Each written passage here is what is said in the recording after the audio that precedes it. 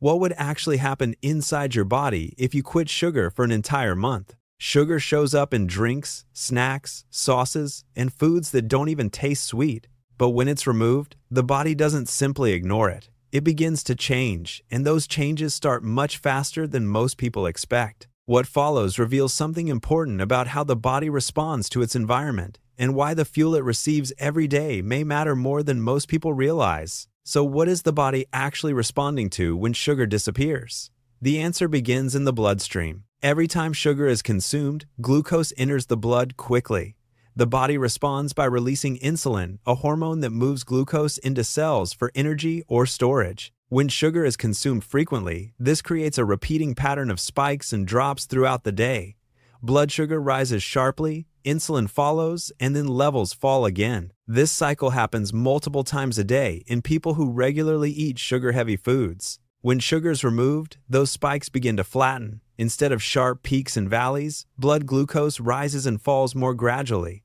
The fuel supply becomes more stable. In simple terms, the body is shifting from unstable fuel to stable fuel. This change can begin within the first 24 hours. Most people don't feel it yet, but internally, the system has already started shifting, and that shift sets everything else in motion. But if blood sugar is stabilizing, why do most people feel worse in the first few days? The brain reacts. Sugar activates the brain's reward system. When sweet foods are eaten, certain regions release dopamine, a chemical tied to motivation and pleasure. This system evolved to help humans seek out calorie-dense foods when food was scarce. But in modern diets, sugar is everywhere. The reward system fires repeatedly, day after day. When sugar suddenly disappears, the brain registers that absence.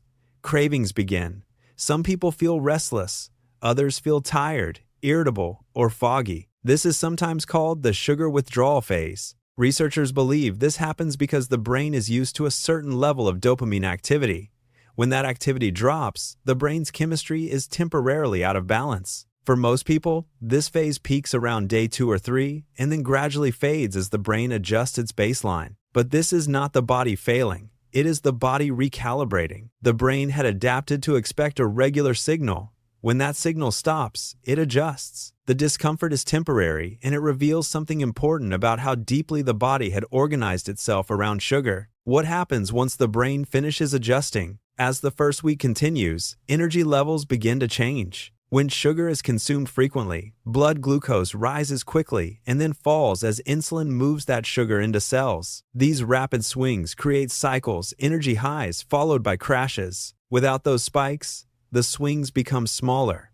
The body stops running on quick bursts and starts running on a steadier supply. Alongside this, hunger signals begin to shift. The hormones that regulate appetite, leptin, and ghrelin start adjusting. Meals feel more satisfying. Cravings become less intense. Part of the reason these hormones become more accurate is that high sugar intake, particularly fructose, can interfere with the brain's ability to read leptin signals. When that interference is reduced, the body becomes better at recognizing when it has eaten enough. Hunger starts to feel like a clearer, more honest signal instead of a constant background noise. Many people describe this as one of the first clearly noticeable changes. They feel more consistent throughout the day, less dependent on snacks, less likely to crash in the afternoon. The body's beginning to find a different rhythm.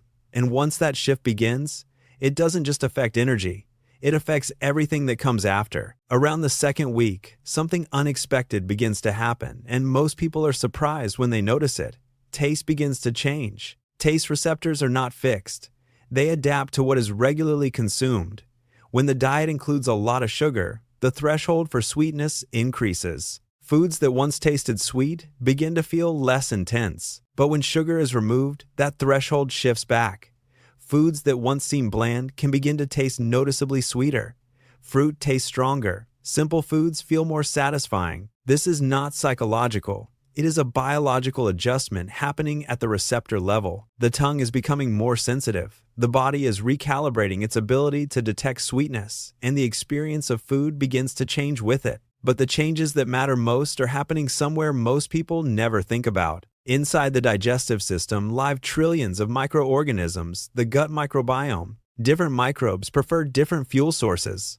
Some thrive on simple sugars. Others rely on fiber and more complex nutrients. When sugar intake decreases, the balance of these microbes begins to shift. Some bacteria lose their advantage. Others begin to grow. Early research suggests these changes can influence digestion, energy, and even mood, though scientists are still working to understand exactly how. At the same time, the liver is being affected. One form of sugar, called fructose, is processed primarily by the liver.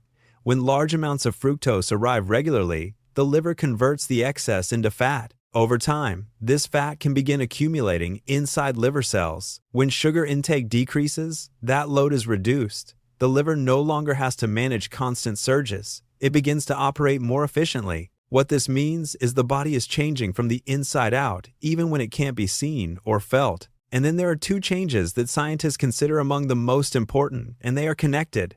The first is insulin sensitivity. When sugar is consumed frequently, insulin levels rise often. Over time, cells can become less responsive to those insulin signals. This is called insulin resistance. When sugar intake is reduced, this process can begin reversing. Cells respond more effectively. Glucose is handled more efficiently. In simple terms, the body becomes better at managing its own fuel. The second is inflammation. The body uses inflammation as part of its defense system, but chronic metabolic stress can contribute to low-level, ongoing inflammation. When sugar is reduced, that pressure may ease.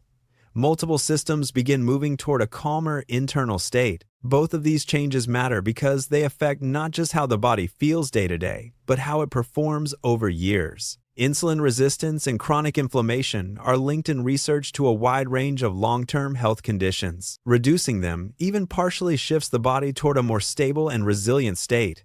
Neither of these changes happens overnight, but they are among the most significant long-term shifts the body can make, and they begin with the same simple change. None of this happens because sugar is uniquely harmful in small amounts.